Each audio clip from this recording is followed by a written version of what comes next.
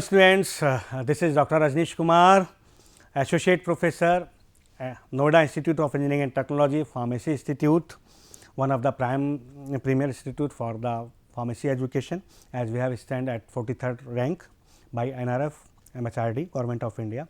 So, without wasting any time, I am just coming to the topic. In the last lecture, we have studied about the basics of heterocyclic compounds. We have studied about the nomenclature system and the classification. Okay. If you have done practice, then I can imagine ki you now able to understand the nomenclature system, okay, in the heterocyclic compounds.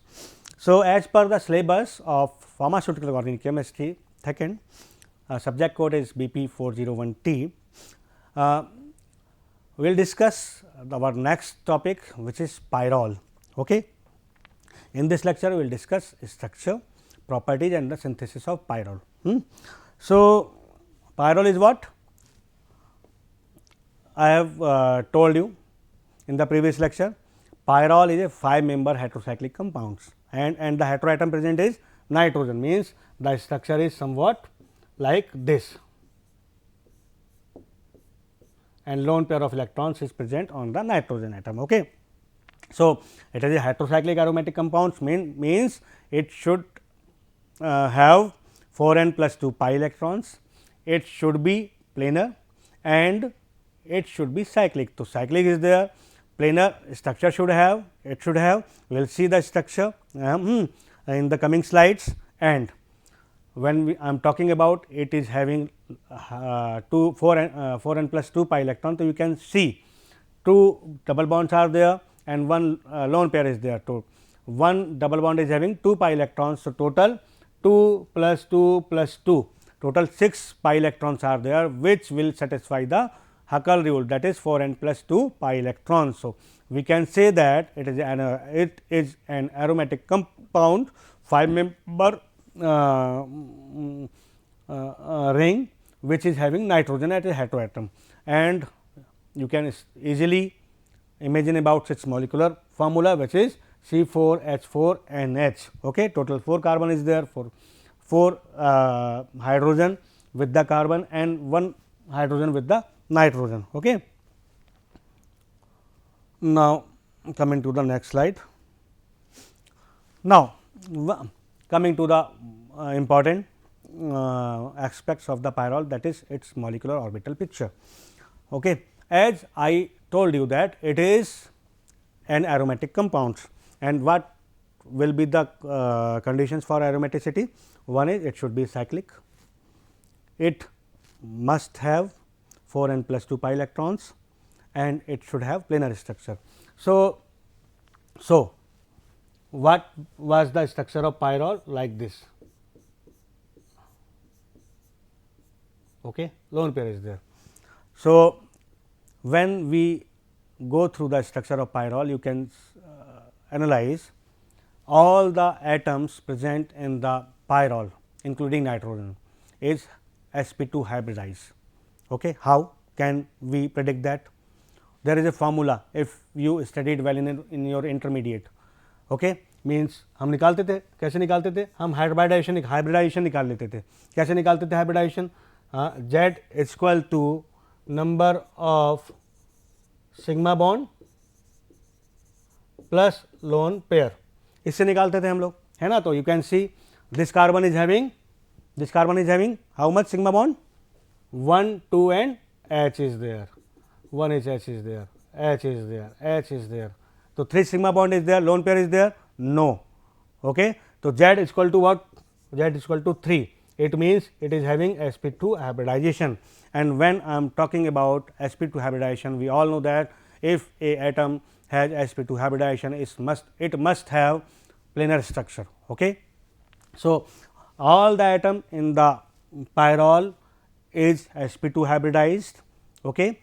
And if we go deeply, we can see that carbon is having 3 sp2 hybridized orbital and 1 p orbital, okay, unhybridized p orbital.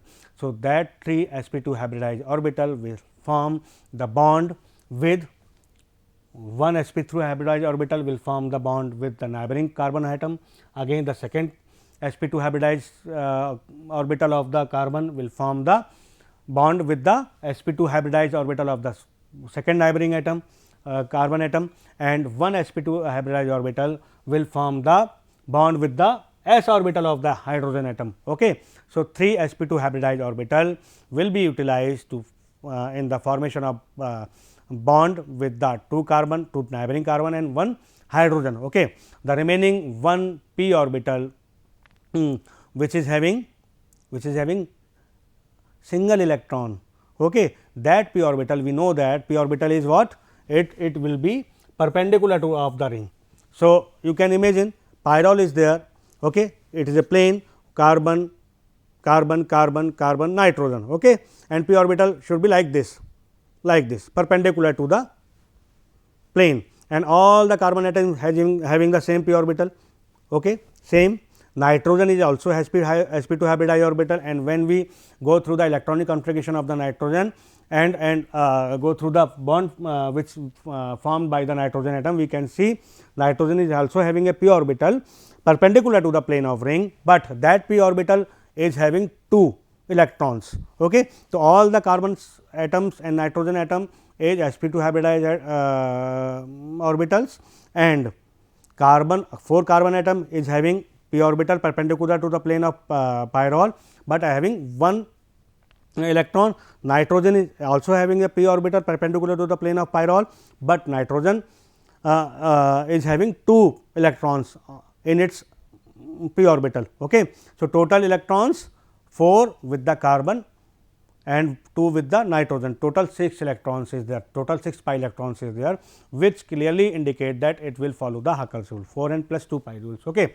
And also planar structure. Okay. Conjugation is there, double bond फिर lone pair electron भी है वहाँ पर, तो conjugation भी हो रहा है, प्लेनर भी है, perpendicular of the plane p orbitals भी हैं, और ये पी ऑर्बिटल्स चूंकि परपेंडिकुलर हो जाएंगे तो ये भी आपस में ओवरलैप करेंगे. तो बिकॉज ऑफ दैट ओवरलैपिंग, जैसे हम लोगों ने बेंजीन में देखा था, बेंजीन के अबव एंड बिलो क्या होता था, एक इलेक्ट्रॉन क्लाउड बनता था.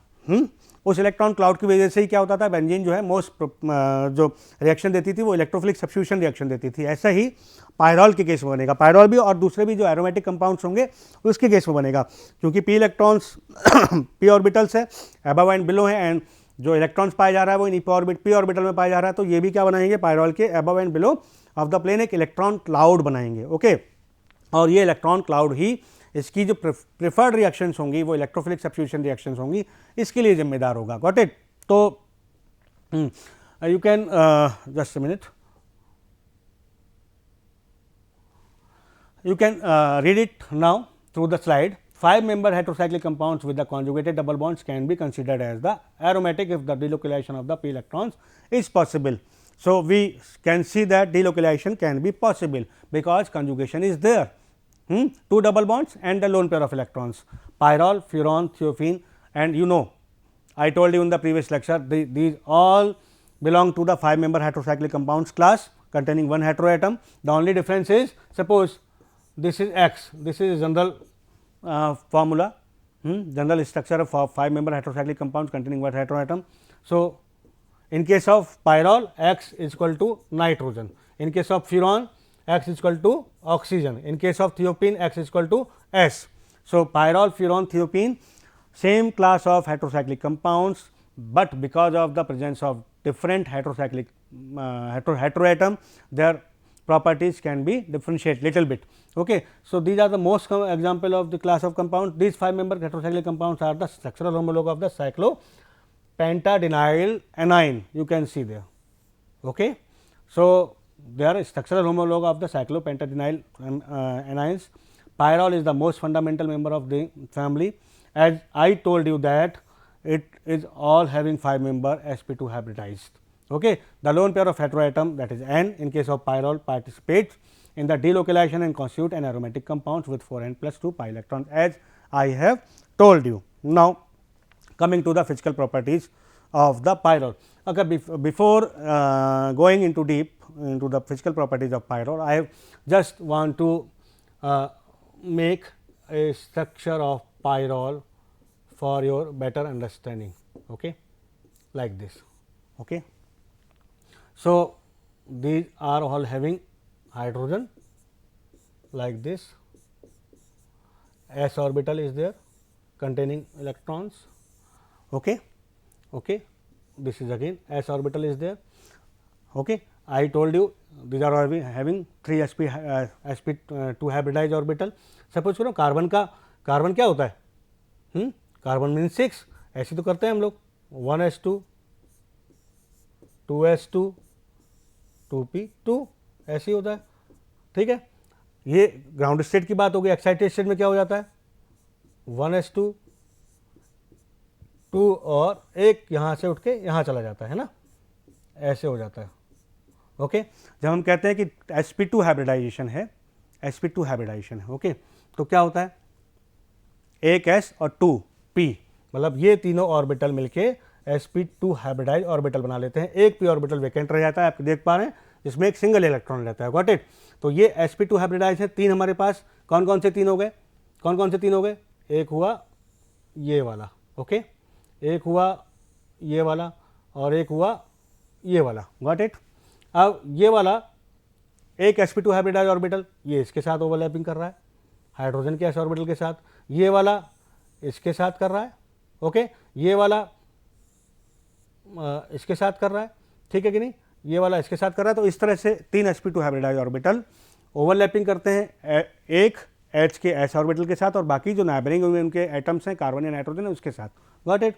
एक रह जाता है खाली. सेम चीज़ होती है नाइट्रोजन के अंदर भी. तो मैंने ये ड्रॉ किया. अच्छा हो गया क्या, ये ऐसे करके मैं फिर से एक बार बनाने की कोशिश करता हूँ आपके लिए, फिर से एक बार बनाने की कोशिश करता हूँ, तो आपको इसका स्ट्रक्चर क्लियरली इंडिकेट हो पाए. ऐसे होगा, एक ये p ऑर्बिटल होगा, बाकी नहीं बना रहा हूँ, वो आपको बता दिया है. ये भी ऐसे बनाएगा. तो below the plane of ring है, तो ये क्या करेंगे, आपस में भी ओवरलैप कर जाएंगे ऐसे करके, है ना. तो ये इसका मॉलिक्यूलर ऑर्बिटल पिक्चर बन गई, आप देख पा रहे हैं ना. एबव एंड बिलो भी जो है वो ओवरलैपिंग हो रही है, इलेक्ट्रॉन क्लाउड बन रहा है. Now coming to the properties of pyrrole. So actually it is a colour, अगर ये नॉर्मल कंडीशन में देखेंगे without exposure to the atmosphere, it is a colourless compounds. Okay, boiling point is about 129 degree centigrade, and the thing which you have to remember is it is highly sensitive to the air. अगर air के साथ contact में आएगा तो उसका colour change हो जाएगा और कहाँ होगा, ब्राउन टू ब्लैक हो जाता है. Okay, pyrrole is slightly soluble in water but completely miscible in ether and ethanol. Again very good property which you have to remember कि भैया ये ईथर और इथेनॉल में तो सॉल्युबल है, वाटर के साथ बहुत कम सॉल्युबल होता है. ठीक है, तो दो चीज़ें हो गई. पायरॉल नॉर्मल केस में जब ये एयर के कांटेक्ट में नहीं आता है तो कलरलेस होगा, लेकिन जैसे ही ये एयर के कांटेक्ट में आ जाएगा तो ये क्या हो जाएगा, ब्राउन हो जाएगा, ब्राउन हो जाएगा और डार्क ब्राउन ब्लैक भी हो सकता है. Okay, boiling point 129 degree centigrade है, सॉल्युबल होगा ईथर और इथेनॉल के अंदर, स्लाइटली सॉल्युबल होगा वाटर के अंदर. केमिकल प्रॉपर्टीज़ की बात करें तो बेंजीन को याद रखना है हमें. बेंजीन की प्रेफर्ड रिएक्शन कौन सी होती थी, इलेक्ट्रोफिलिक सब्स्टिट्यूशन रिएक्शन होती थी. क्यों होती थी, क्योंकि because of the presence of electron cloud nucleophile नहीं जा पाता था वहाँ पर, रिपल्शन हो जाता था, है ना. इलेक्ट्रोफाइल तुरंत जाएगा क्योंकि इलेक्ट्रॉन क्लाउड मौजूद है. तो यहाँ पर भी हम देख रहे हैं ये भी बेंजीन जैसा ही है, एरोमेटिक कंपाउंड्स है, इसमें भी above and below the plane क्या है, इलेक्ट्रॉन क्लाउड मौजूद है. तो बिकॉज ऑफ दैट ये भी क्या देगा, ये भी जो इसकी मेन रिएक्शंस होंगी, जो प्रेफर्ड रिएक्शंस होंगी, वो इलेक्ट्रोफिलिक सब्स्टिट्यूशन रिएक्शन ही होंगी.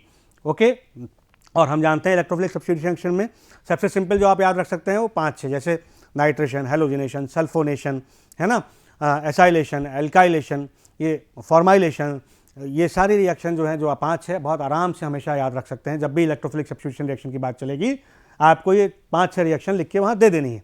ठीक है कि नहीं. फिर से दोहरा रहा हूँ, halogenation, sulphonation, nitration, acylation, alkylation, formylation.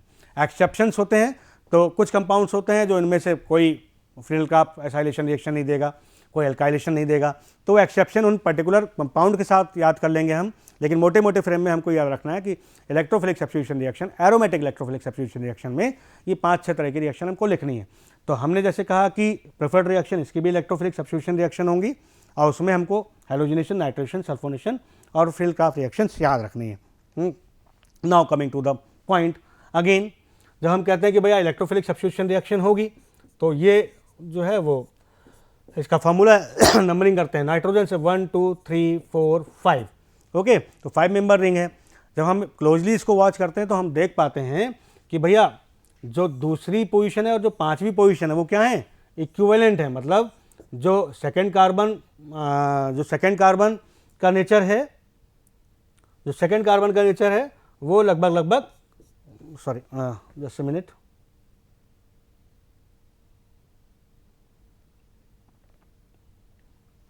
जो सेकंड कार्बन है वो फिफ्थ कार्बन जैसा ही है। उसका इलेक्ट्रॉनिक कॉन्फ़िगरेशन, उसका इलेक्ट्रॉनिक नेचर, मैग्नेटिक नेचर, वो सारा केमिकल नेचर क्या है, फिफ्थ कार्बन के जैसा ही है। ऐसी जो थर्ड कार्बन है उसका भी नेचर फोर्थ कार्बन की जैसे है। तो हम कहते हैं कि second carbon equivalent to fifth और third carbon is equivalent to fourth. तो जब भी इलेक्ट्रॉनिक सब्स्टिट्यूशन की बात होगी तो या तो वो सेकंड पोजीशन पे हो जाए, मींस या तो फिफ्थ पे हो जाए या सेकंड, एक ही बात होगी, या फिर थर्ड पे हो जाए या फोर्थ पे हो जाए, एक ही बात है। तो दो जगह हो सकता है, ठीक है, या तो सेकंड पे होगा या फिर थर्ड पे होगा। तो होगा कहाँ पे वास्तव में, हमें ये चीज़ पता है कि ऑर्गेनिक रिएक्शंस हमेशा उस दिशा में आगे बढ़ती हैं जहाँ पे हमको स्टेबल प्रोडक्ट मिलता है ना। वही प्रोडक्ट मेजर होगा जो स्टेबल होगा। स्टेबल प्रोडक्ट मिलेगा कैसे, इंटरमीडिएट जहाँ पे स्टेबल मिलेगा, है ना। तो हम यहाँ पर देखेंगे कि अगर हम सेकंड पे कराते हैं तो क्या हमको स्टेबल मिलता है, या हम थर्ड पे कराते हैं तब हमको मोर स्टेबल मिलता है। तो हमने क्या किया, हमने दोनों जगह इलेक्ट्रोफिलिक सब्स्टिट्यूशन करा के देखा यहाँ पर। तो आप देख पा रहे हैं जब हमने अटैक कराया पोजीशन 3 पे पायरॉल में, इलेक्ट्रोफाइल आया हमारा, आप देख पा रहे हैं इलेक्ट्रोफाइल है। थर्ड पे अटैक कराया, यहाँ पर हमने इलेक्ट्रोफाइल आया, और सेकंड पे अटैक कराया। तो भैया इलेक्ट्रोफाइल का अटैक कराना है तो हमको क्या चाहिए, इलेक्ट्रॉन चाहिए, है ना। तो हमने इस वाले इलेक्ट्रॉन्स को यहाँ मूव करा दिया थर्ड पे। यहाँ नेगेटिव चार्ज आ गया, यहाँ पॉजिटिव चार्ज आ गया। जैसे नेगेटिव चार्ज आया इसने यहाँ अटैक कर दिया, और हमको क्या मिल गया, हमको ये मिल गया, कार्बोकेटाइन मिल गया। बेंजीन के केस में हम इसको एल्युमिनियम आयन बोलते थे, गॉट इट। अब चूंकि पॉजिटिव चार्ज आ गया, बगल में नाइट्रोजन है, नाइट्रोजन के पास लोन पेयर ऑफ इलेक्ट्रॉन्स हैं, तो यहाँ पे डीलोकलाइजेशन पॉसिबल है। हमको पता है कि भैया सब आदमी, मतलब जो भी प्रकृति में चीज़ें हैं वो सब अपनी नेचुरल अवस्था में रहना चाहती हैं। तो जब कार्बन के ऊपर पॉजिटिव चार्ज आया तो इसकी तो आदत नहीं है पॉजिटिव चार्ज रखने की। ये क्या करेगा, ये भैया ढूंढेगा रास्ते कि भैया ये पॉजिटिव चार्ज हटाओ, मैं जैसा था मुझे वैसा ही करो, ठीक है। तो ये क्या करेगा, परेशान होगा। तो पड़ोसी है नाइट्रोजन, अच्छा पड़ोसी है, ये कहेगा ठीक है भैया मेरे नाइट्रोजन ले लो और तुम जैसे थे वैसे ही हो जाओ। तो ये नाइट्रोजन अपने इसको दे देगा। तो ये कार्बन अगेन नेट्रल हो गया, but at in that case ये नाइट्रोजन जिसने अपने इलेक्ट्रॉन दिए ये पॉजिटिव हो गया, गॉट इट। तो ये इसके रिजोनेटिंग स्ट्रक्चर हुए, इस तरह से डीलोकलाइजेशन हो जाता है। तो दो रिजोनेटिंग स्ट्रक्चर बनाए इसने, 1 और 2। और ये आप जो देख पा रहे हैं यहाँ पर ये सेकेंड स्टेप होगा इलेक्ट्रोफिलिक सब्स्टिट्यूशन रिएक्शन का, जहाँ पर हम जानते हैं बेंजीन के इसमें भी हमने पढ़ा है कि हाइड्रोजन निकल जाएगा सेकेंड स्टेप में और हमको सब्स्टिट्यूटेड प्रोडक्ट मिल जाएगा। फिर हमने क्या किया, हमने सेकेंड पोजीशन पे इलेक्ट्रोफिलिक सब्स्टिट्यूशन किया। तो अगेन इलेक्ट्रॉन्स चाहिए अटैक करने के लिए, तो यहाँ पर मूव किए इलेक्ट्रॉन्स डबल बॉन्ड वाले। यहाँ नेगेटिव चार्ज आया, यहाँ पॉजिटिव चार्ज आया। जैसे नेगेटिव आया इलेक्ट्रोफाइल तैयार बैठा था, इसने इस पर अटैक किया, ठीक है कि नहीं। तो यहाँ पर इलेक्ट्रोफाइल आ गया, यहाँ पॉजिटिव चार्ज हो गया, गॉट इट। अब वही पुरानी चीज़, नेचुरल अवस्था में रहना चाहते हैं तो इसने बगल वाले कार्बन से इलेक्ट्रॉन मांग लिए। ये भी दानी आदमी था, इसने भी इलेक्ट्रॉन्स दे दिए। तो यहाँ डबल बॉन्ड आ गया, नेचुरल हो गया, बट ये कार्बन जो था वो पॉजिटिवली चार्ज हो गया। तो सब एक जैसे थे, इसने भी बगल वाले से मदद मांगी, नाइट्रोजन ने फिर अपने दे दिए। फिर क्या हुआ, नाइट्रोजन पॉजिटिव चार्ज हो गया। तो इस तरह से अगर हम दोबारा भी घुमाएंगे तो हम देखेंगे पहला वाला स्ट्रक्चर आ जाएगा। तो यहाँ पर 2 रिजोनेटिंग स्ट्रक्चर पॉसिबल थे ऊपर वाले केस में, यहाँ पर 3 पॉसिबल हो गए, है ना। और हम जानते हैं जितने ज़्यादा रिजोनेटिंग स्ट्रक्चर हमको मिलते हैं उतनी ज़्यादा स्टेबिलिटी होती है, व्हाट इट। तो हमने देखा जब हम सेकंड पोजीशन पे इलेक्ट्रोफिलिक सब्स्टिट्यूशन रिएक्शन करा रहे थे, टोटल रिजोनेटिंग स्ट्रक्चर जो हमको मिल रहे थे इंटरमीडिएट कार्बोकेटाइन को 3 मिल रहे थे। In case of electrophilic substitution reaction at position 3 हमको 2 ही रिजोनेटिंग स्ट्रक्चर मिल रहे थे। तो हम कह सकते हैं कि भैया हम सेकंड पे कराएंगे, क्योंकि इस केस में हमको मोस्ट स्टेबल कार्बोकेटाइन इंटरमीडिएट मिल पा रहा है ना, in comparison with attack on position 3. So because of the formation of more stable intermediate carbocation, reaction जो है वो क्या कहते हैं सेकेंड पोजीशन पर ही होगी। पायरॉल के केस में electrophilic substitution reaction will be preferred on the second position of the pyrrole because it will form stable more stable intermediate carbocation which ultimately result in the stable product, major product. Okay. Now come to the acidic character of the pyrrole. The next topic is, so हम लोग पढ़ते हैं generally nitrogen है कहीं पर, अगर lone pair of electron है उसके पास, तो उससे उसकी बेसिसिटी होती है, मतलब नाइट्रोजन बेसिसिटी का एक क्या करेक्टर माना जाता है. ओके. बट हम कह रहे हैं कि भाई साहब ये पायरॉल बेसिक नहीं है, ये एसिडिक है, वीकली ही एसिडिक, ठीक, लेकिन ये एसिडिक है. क्यों है भैया? क्यों? बेसिसिटी मतलब कब होती है? जब वो इलेक्ट्रॉन दे देता है. अगर नाइट्रोजन इलेक्ट्रॉन देने के काबिल है तब तो वो बेसिसिटी कॉज करेगा. अगर वो इलेक्ट्रॉन देने के काबिल नहीं है, डोनेट करने के काबिल नहीं है, तो वो बेसिसिटी कॉज नहीं करेगा. तो हम देखेंगे ये पायरॉल के नाइट्रोजन के पास इलेक्ट्रॉन तो है, लोन पेयर ऑफ इलेक्ट्रॉन तो है, but it is not capable to donate its electron. क्यों? क्योंकि ये इलेक्ट्रॉन्स ये डीलोकलाइजेशन में पार्टिसिपेट कर रहे हैं, है ना, ये डीलोकलाइजेशन में पार्टिसिपेट कर रहे हैं पायरॉल के अंदर. इसकी वजह से इनका जो डोनेशन है वो लगभग इम्पॉसिबल हो जाता है, बड़ी डिफ़िकल्ट हो जाता है, ठीक है कि नहीं. तो इसकी वजह से इसकी बेसिसिटी नहीं होती. और दूसरी चीज़, जब पायरॉल रिएक्शन करता है, ठीक है, रिएक्शन करता है किसके साथ? पोटेशियम के साथ. कैसे करेगा? हम हीट कर देते हैं, एनहेप्टेन एज ए सॉल्वेंट लेके, एनहेप्टेन में पोटेशियम डाला और हमने पायरॉल डाला और इसको हीट किया, तो हम देखते हैं कि it will resulted in a potassium pyrrolate. क्या है ये सॉल्ट है. और हम जानते हैं सॉल्ट कौन बनाता है? जो एसिड्स होते हैं वही सॉल्ट बनाते हैं मेटल के साथ रिएक्शन करके. तो भैया पायरॉल जो है वो पोटेशियम के साथ रिएक्शन करके एक सॉल्ट बना रहा है ना, पोटेशियम पायरोलाइट बना रहा है. इसका मतलब इसके अंदर कुछ एसिडिक प्रॉपर्टीज हैं. तो दो चीज़ें हो गई, lone pair of nitrogen is free नहीं है डोनेट करने के लिए. दूसरी चीज़, ये मेटल लाइक पोटेशियम के साथ रिएक्शन करके सॉल्ट बना रहा है. ये दोनों चीज़ें हमको ये बताती हैं कि जो पायरॉल है वो एसिडिक करेक्टर रखता है. ठीक है भैया. अच्छा, now come to the method of preparation. So 2-3 methods हैं, बहुत आसान से हैं. तो सबसे इम्पॉर्टेंट है, हम आइसोलेट कर लेते हैं इसको फ्रॉम बोन ऑयल से. बोन ऑयल जो है ना बहुत रिच होता है पायरॉल में. करेंगे क्या? हम बोन ऑयल को लेंगे और सबसे पहले इसको एल्काली के साथ ट्रीट कर लेंगे, है ना. एल्काली के साथ ट्रीट कर लिया. अब कुछ एल्काली एक्सेस में ना बच गया हो तो जो बचा हुआ एक्सेस में एल्काली होगा उसको हम न्यूट्रलाइज कर लेंगे किसके साथ? एसिड के साथ. जब इम्प्योरिटीज़ फ्री हो जाएंगी, है ना, यहाँ फ्री हो जाएंगी, उसके बाद हम क्या करेंगे? फ्रैक्शनल डिस्टिलेशन पे लगा देंगे. और फ्रैक्शनल डिस्टिलेशन में लगाने के बाद टेम्परेचर देखेंगे हम 373 केल्विन से लेके 423 केल्विन के बीच में. इसके दौरान जो डिस्टिलेट आएगा उसको हम इकट्ठा करेंगे और वो पोटेशियम पायरॉल रिच डिस्टिलेट होगा, उसको हम स्टीम डिस्टिलेशन करेंगे और हमको लास्ट में पायरॉल मिल जाएगा. Got it? So very easy method to perform. Okay. Now one more thing, जो फ्रैक्शन आएगा फ्रैक्शनल डिस्टिलेशन के बाद उसको हम KOH के साथ रिएक्शन करेंगे. तो क्या होगा? पोटेशियम है, पायरॉल जितना भी होगा वो सॉल्ट में बदल जाएगा. सॉल्ट को हम फिर स्टीम डिस्टिलेशन कर लेंगे. Got it? तो हमको प्योर पायरॉल मिल जाएगा. You can see there here. तो very easy to remember, very simple method. The next method is it can also be prepared from the succinimide. कैसे? जब सक्सिनामाइड का हम रिडक्शन करते थे, रिडक्शन कैसे करेंगे? We will use zinc dust. Okay. So when succinimide is distilled with the zinc dust it is reduce to the pyrrole. So बहुत simple सा है, हमको सक्सिनामाइड लेनी है, जिंक डस्ट लेनी है और डिस्टिलेशन कर देना है. हमको एज ए रिड्यूस प्रोडक्ट हमको पायरॉल मिलेगा. हम फ्यूरॉन से भी पायरॉल बना सकते हैं. हाउ? कैसे? फ्यूरॉन को लेंगे हम लोग और क्या करेंगे? हम अमोनिया के साथ मिक्स कर देंगे और एल्युमिना वहाँ पर है, एल्युमिना के ऊपर हम पास करेंगे मिक्सचर बहुत हाई टेम्परेचर पे. हाई टेम्परेचर कितना? 400 डिग्री सेंटीग्रेड तक. ठीक है.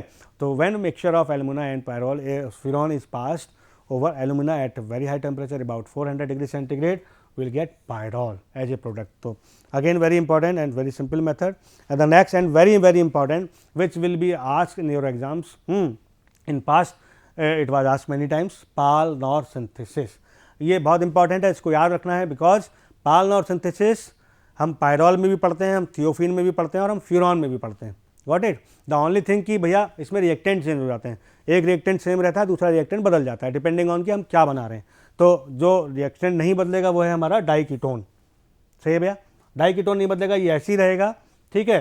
और जो हेटेरो एटम हमको इंट्रोड्यूस कराना होगा इसके अंदर, उसके बेस पे हम दूसरा रिएक्टेंट चुन लेते हैं। अगर नाइट्रोजन है, हमको क्या चाहिए, 4 कार्बन चाहिए, 1 हेटेरो एटम नाइट्रोजन चाहिए, तो हमने क्या किया भैया, देखो 1 carbon, 2 carbon, 3 carbon, 4 carbon, 4 carbon की रिंग ले ली। आप ये साइड चेन नहीं भी लेंगे तब भी चलेगा, है ना, ठीक है कि भैया। डाइक्यूटोन ले लेंगे हम, 1,4 डाइक्यूटोन भी लेंगे तब भी चलेगा, ठीक। तो ये ले लिया, और हमको चाहिए नाइट्रो एटम, नाइट्रोजन चाहिए हेटेरो एटम की तरह पायरॉल में, तो हमने इसके अमोनिया के साथ रिएक्शन करा दी, ठीक है। 1 molecule water we removed and we are getting 2,5 dimethyl pyrrole. अगर हम ये मिथाइल साइड चेन नहीं लेते तो हमको सिंपली क्या मिल जाता, पायरॉल मिल जाता, okay. So we can add the branch, okay, or we can remove the branch. We can prepare pure pyrrole, we can also prepare the derivatives of pyrrole. So whatever we want to prepare, we can prepare very easily by the help of Pahl-Knorr synthesis. और इसलिए important है, अगर हम पढ़ेंगे आगे वाले आने वाले समय में कि अगर हम NH3 की जगह हम ले लेते हैं, सपोज करिए अगर हमको थियोफिन बनाना है ना, तो हम क्या ले लेंगे, हम P2H5 ले लेंगे।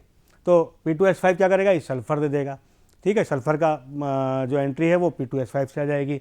हमको अगर फ्यूरॉन बनाना है तो हम P2O5 ले लेंगे, और बाकी सारी चीज़ें सेम रहेंगी। तो P2O5 ले लिया तो यहाँ पायरॉल की जगह क्या बन जाएगा, यहाँ फ्यूरॉन बन जाएगा। अगर हमने P2H5 ले लिया तो यहाँ पायरॉल की जगह क्या बन जाएगा, थियोफिन बन जाएगा। ये चीज़ वैसी रहेगी, हेक्सेन 2,5 डाइऑन या सिंपल प्लेन मीन्स ऐसे,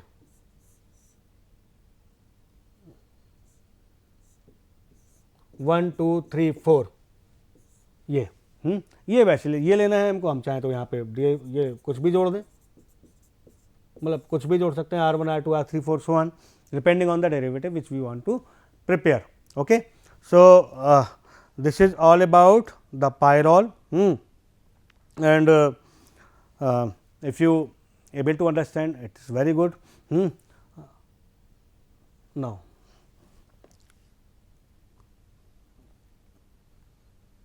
molecular orbital structure of the pyrrole.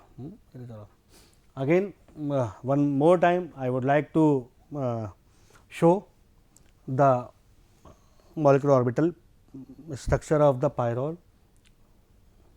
This is very important, like this. In exam, if the question will come, then you will, sorry,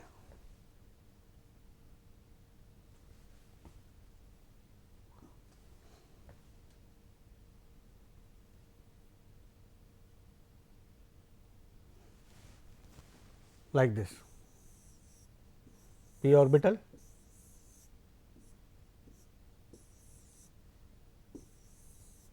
and like this, ये overlapping हो रही है। So this type of structure you have to draw in your exams whenever the question come on the molecular orbital picture of the pyrrole. So thank you so much students, thank you so much. I hope you have enjoyed the lecture. If you have any question, you can put in the comment section. So thank you.